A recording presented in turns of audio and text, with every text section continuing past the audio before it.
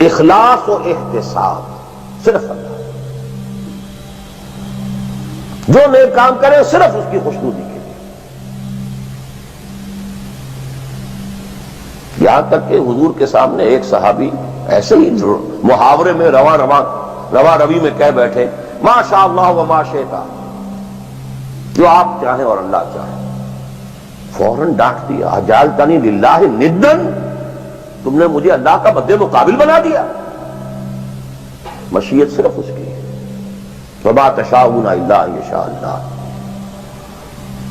کوئی نیک کام سوائے اس کی رضا جوئی کے لیے اگر کسی اور کے لیے کیا گیا، ریا ہے، سمعہ ہے، دکھاوے کے لیے ہے، شہرت کے لیے ہے، دنیا کمانے کے لیے ہے، لیڈری چمکانے کے لیے ہے، اقتدار حاصل کرنے کے لیے ہے، کوئی بھی اور مقصد اگر شامل ہوا، زیرو سے ضرب کھا کر پوری عبادت زیرو ہو جائے گی. احتساب، بدلے کی توقع صرف اللہ سے. یہ لفظ آپ خاص طور پر سنتے رہے ہوں گے ان دنوں بہت. من صام رمضان ایمانا واحتسابا غفر له ما تقدم من ذنبه ومن قام رمضان ایمانا واحتسابا غفر له ما تقدم من ذنبه ومن قام ليلة القدر ایمانا واحتسابا. ایمان کے ساتھ احتساب کیوں آ رہا ہے؟ اس کا اجر و ثواب سوائے اللہ سے اور کسی سے توقع نہ. یہ 5 چیزیں ہیں. جہاں تک اطاعت کا تعلق ہے اس میں ایک ایکسیپشن نوٹ کر لیجیے. کہیں کسی وقت نسیان سے، خطا سے یا جذبات کے طوفان میں آ کر کوئی غلط حرکت کر بیٹھا، لیکن فوراً توبہ کر لے، یہ مستثنیٰ ہے. میں نے 3 الفاظ کہے. خطا، آپ نہیں سمجھتے تھے کہ جو میں کرنے چلا ہوں یہ ڈس اوبیڈینس ہے، آپ کو پتہ ہی نہیں تھا، خطا ہو گئی. نسیان، بھول گئے. ایک وقت ایسا ہے کہ آدمی کے اوپر غفلت کا ایک پردہ پڑ جاتا ہے. حضور خود فرماتے ہیں انہ لا یغان علی قلبی وانی لاستغفر اللہ فی کل یوم 70 مرہ. میرے دل پر بھی کبھی کبھی حجاب سا آ جاتا ہے، میں روزانہ 70 مرتبہ استغفار کرتا ہوں.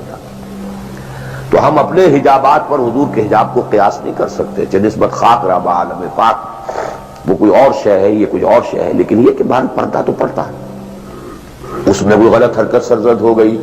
یا نمبر 3، جذبات کا کوئی ہیجان تھا جس نے کہ اوور پاور کر دیا، انسان کی قوت ارادی کو معطل کر دیا، کوئی غلط حرکت سرزد ہو گئی. لیکن پھر توبہ فوراً. انما التوبۃ علی اللہ للذین یعملون السوء بجہالۃ ثم یتوبون من قریب. جیسے ہی طوفان گزرا فوراً ہوش میں آیا، یہ مجھ سے کیا ہو گیا؟ لا الہ الا انت سبحانک انی کنت من الظالمین. ربنا ظلمنا انفسنا وان لم تغفر لنا وترحمنا لنکونن من الخاسرین وان لم تغفر لی وترحمنی لاکونن من الخاسرین. یہ دعا ہے، گڑ گڑا کر اللہ معاف کر دے. It will be written off. It will be expunged. محو کر دیا جائے. یکفر عنہ سیئاتہ، اس کے معنی یہی ہے. ہاں اس کے برعکس اگر ایک گناہ بھی جان بوجھ کر مستقلاً کرتے رہے، ایک، باقی ساری 99% عبادت ہو رہی ہے، ایک حرام شے کو اپنے لیے حلال ٹھہرا لیا، شعوری طور پر، ارادی طور پر، مداومت کے ساتھ اس کے اوپر ڈیرے جما لیے، وہ ایک گناہ جو ہے وہ پوری عبادت کو زیرو سے ضرب دے کر زیرو کر دے گا، اور خلود فی النار، آگ میں ہمیشہ رہنے کی وعید. بلا من کسب سیئۃ واحاطت بہ خطیئتہ فاولئک اصحاب النار هم فیہا خالدون. ان پوائنٹس کو اچھی طرح نوٹ کیجیے. خطا میں فرق ہے، گناہ میں فرق ہے. ایک گناہ غیر شعوری طور پر ہو گیا، خطا سے ہو گیا، نسیان سے ہو گیا، وقتی طوفان جذبات کا، کسی ایسی محفل میں تھے، مجلس میں تھے، کھو گئے، غلطی ہو گئی، فوراً متنبہ ہو گئے فوراً. یہ اور جیسے کہ آدمی، مجھے اچھی طرح یاد ہے ایک مرتبہ، اور میں بھولتا نہیں اس واقعے کو، میں میڈیکل کالج میں پڑھ رہا تھا تو ایک سائیکل پر جا رہا تھا کالج، اور سلپری تھی روڈ. جب سائیکل سلپ کرتی ہے تو پتہ نہیں چلتا میں کب گر گیا. گرا ہوں لیکن مجھے پتا اس وقت چلا جب اٹھ چکا تھا میں، جب میں گرا تھا، کیونکہ آدمی وہ پڑا نہیں رہتا، فوراً اٹھتا.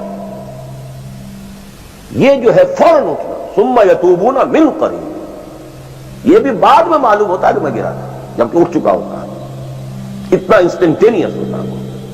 یہ ہے یتوبون من قریب. اور اس کو اللہ نے اپنے ذمے، انما التوبۃ علی اللہ، اللہ کے ذمے ہے یہ کہ وہ ایسے شخص کی توبہ قبول کرے. انما التوبۃ علی اللہ للذین یعملون السوء بجہالۃ ثم یتوبون من قریب. بہرحال یہ ایک اس کی ضمنی بات تھی کہ اطاعت کلی کے ضمن میں ان دونوں چیزوں کو ذہن میں رکھیے. گناہ کا ہو جانا، کل بنی آدم خطاؤون وخیر الخطائین التوابون، التائب من الذنب کمن لا ذنب لہ. بہت اس میں ہمارے لیے پر امید باتیں کہی گئی.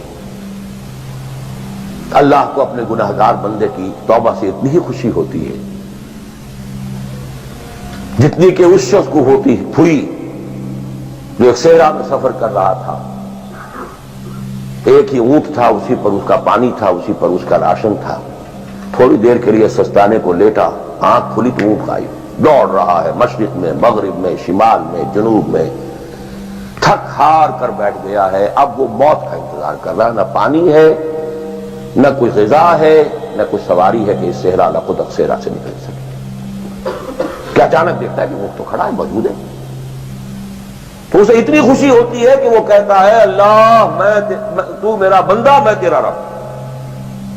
کہنا یہ چاہتا تھا اللہ تو میرا رب، میں تیرا بندہ، لیکن اتنا مغلوب ہو گیا ہے اس وقت جذبات میں خوشی کے کہ کہہ یہ بیٹھا کہ اللہ تو میرا بندہ، میں تیرا رب. اتنی خوشی ہوتی ہے کہ اللہ کو اپنے کسی گناہگار بندے کی توبہ سے.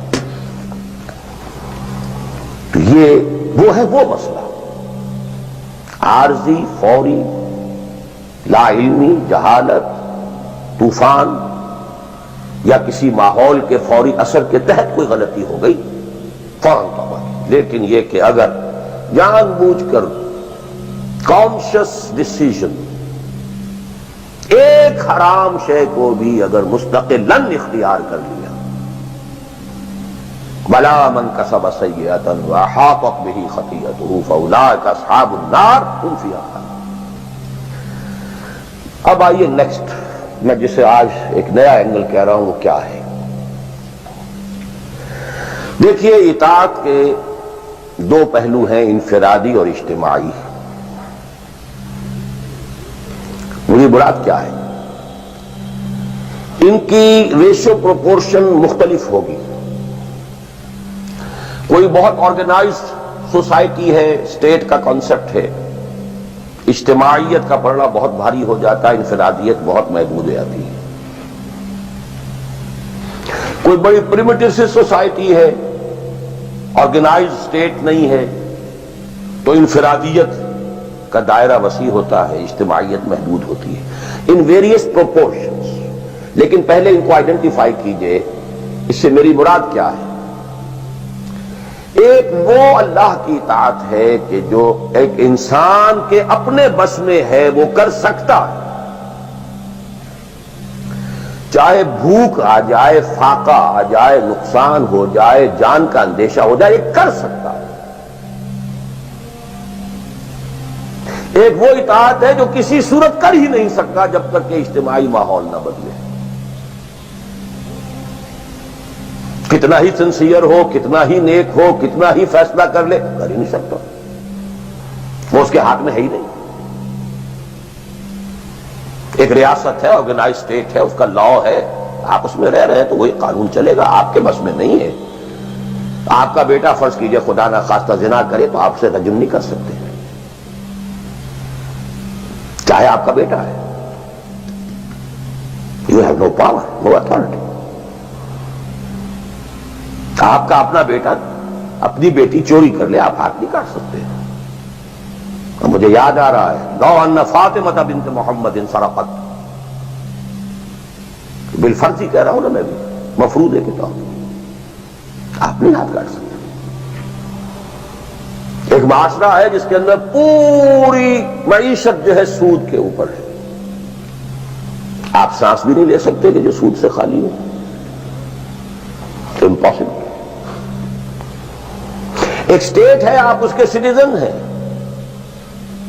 آپ اس کے کانسٹیٹیوشن کے لائل ہیں، فیتھفل ہیں۔ تو جیسا کہ میں نے کہا تھا، آرگنائز سوسائٹی اسٹیٹ میں یہ دائرہ بہت بڑھ جاتا ہے۔ ٹرائبل ہے، وہاں یہ کہ انفرادیت کا کافی دائرہ ہوتا ہے، قانون کم سے کم ہوتے ہیں، نظم کم سے کم ہوتا ہے، سسٹم جو ہے اس کی گرفت کم سے کم ہوتی ہے۔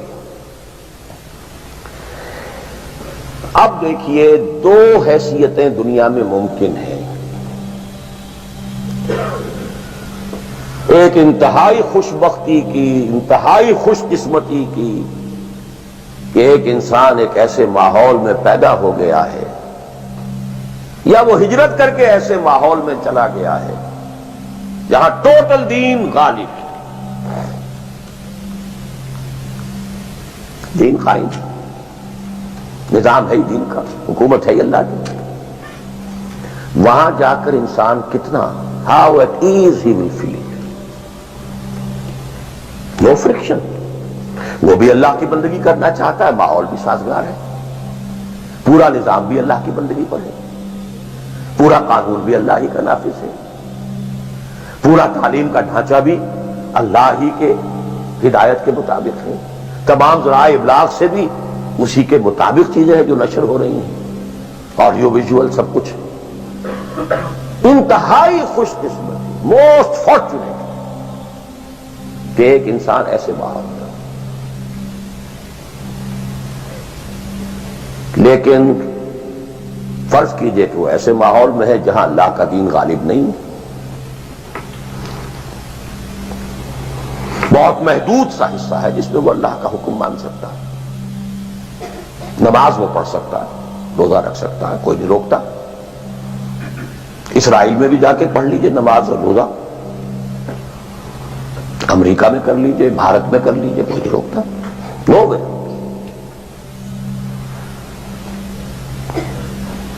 لیکن باقی